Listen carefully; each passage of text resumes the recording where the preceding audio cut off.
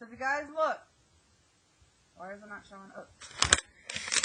So if you guys look, I passed back all of the color towers, and we did these for a reason.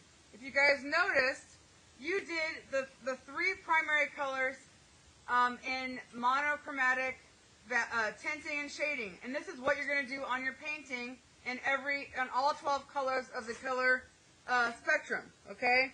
You can start with any color you want, but we're going to talk about if you were going to start with red.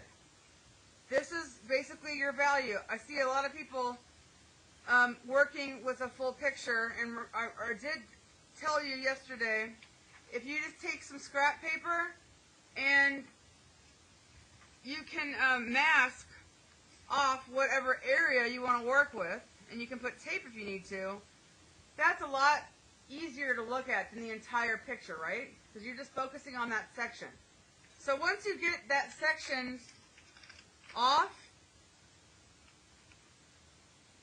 and I mentioned you can also talk about, you can also label, you know, level 1, level 2. So remember, you guys did your color towers. This is level 1, 2, 3, 4, 5, 6, 7, 8, right?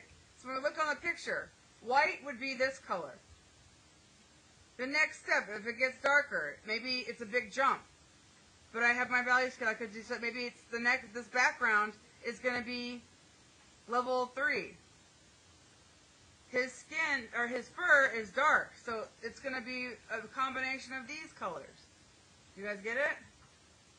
So if that helps you, and make sure you're using enough paint. You don't want to see the white of the paper or any of the lines. I think it's helpful to start just like we did the color tower. I trained you guys to start with white, and you slowly add the color to it. Yes, remember? So you start with this first color. Start with one. Always start with 1. Every place you see white on your section, that's where you're going to put that color.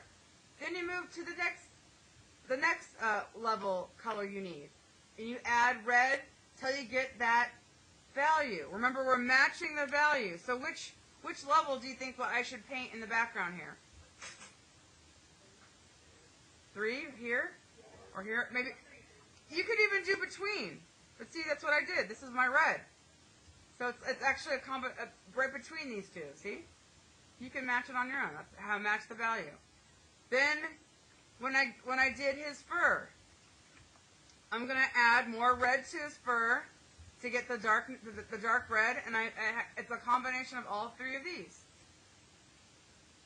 You guys get it?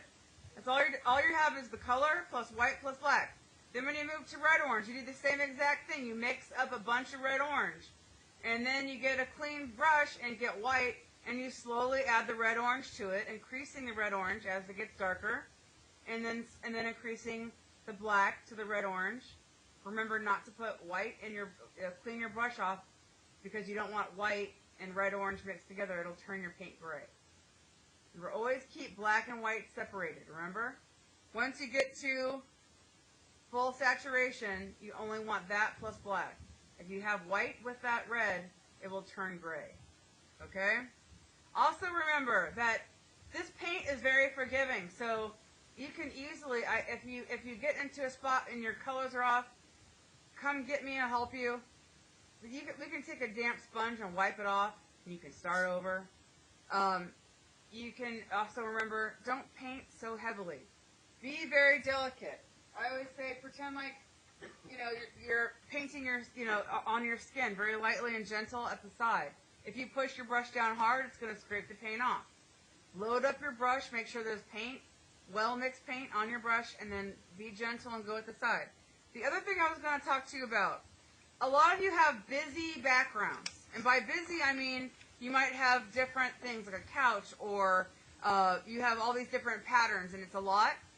So I'm going to give you the option. If you just want to do a blank cover, because you still have to fill the background in, right? So I would recommend, if your subject matter is dark, pick a lighter background. That way it doesn't compete. If your subject matter is lighter, you know, like a white rose or something, or a white face, I would pick a background that's darker. And so what I mean by that, pick a level, right? So if you want the background to be level 3, and every color it's going to be level 3 in the background. You're going to make it the same value. You get it? Does that make sense? Does that help you? Okay. So if you have a busy background and it seems overwhelming, do it that way. Everybody understand? All right. That was the cleanup bell for this hour. Remember, it's Friday. So we want to lightly spray the lids of our palettes. Make sure our brushes are washed off. Please wipe down your tables. If you have paint on your table, you need to get a damp sponge and wash that off. Yes, because it has black in it. And it's supposed to be. Remember, you're matching the value. Faith just asked a great question. She asked if she did one color and now she's doing the second color, and she said they look similar. They should, because you're matching them in value. As long as you've mixed your color, it should be fine. Sometimes colors look similar to each other. Like look at my my blue violet and green violet. They look pretty close. Or orange and yellow. Look, those sometimes blend together. Great job today. Good work. Please put everything back where you found it. If you have the transfer sheets, I need those back where you found them. Do not throw away your main page. You need to have this page to paint from. Okay? Okay, so I did it like this.